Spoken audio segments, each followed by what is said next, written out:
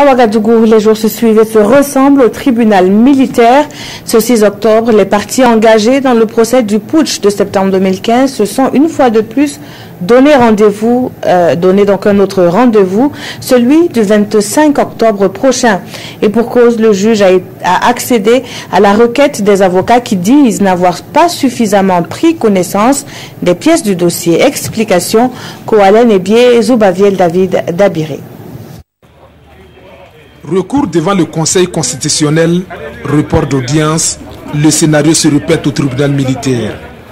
Pour la deuxième fois, partie civile, procureur militaire et avocat de la défense quittent le palais de justice sans parvenir à déterminer les charges qui pèsent sur chacun des 107 inculpés dans l'affaire dite Général Gilbert Diendéré et compagnie. Le juge ayant décidé du report de l'audience au 25 octobre prochain à la demande des avocats. Une décision que les auxiliaires de justice justifient par des entorses à la procédure.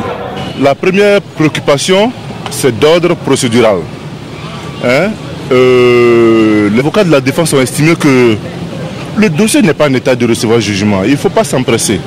Le dossier n'est pas en état. Pourquoi il n'est pas en état? Parce que la communication des pièces à la défense n'en est pas une. Des arguments jugés infondés par le parquet qui dit avoir pris toutes les dispositions pour permettre à la défense de prendre connaissance du dossier. Pour Alioune Zanré, les avocats versent tous dans le dilatoire. Cette cote est relative au travail d'expertise fourni donc par Sanfo.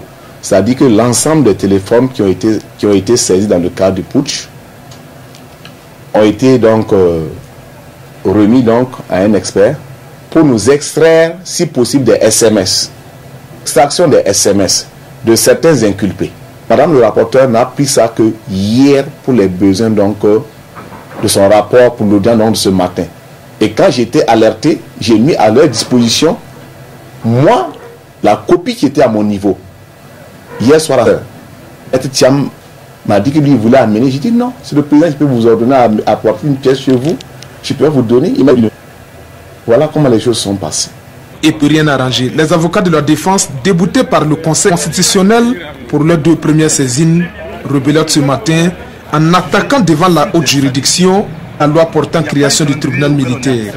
Pour Alioune Zanré, l'attitude frise la mauvaise foi et n'a pour objectif que de repousser la tenue du procès. La Constitution dit que le citoyen soulever l'inconstitutionnalité d'une loi, ça ne va pas être une porte ouverte à tous les abus. Si déjà le 13, vous saisissez le Conseil constitutionnel, le 25, les mêmes personnes reviennent, le 27, les mêmes personnes reviennent, que d'ici peut-être le 23 ou le 22 octobre encore qu'ils reviennent encore avec autre chose.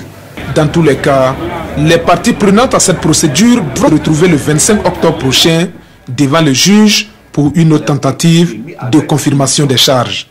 Moi,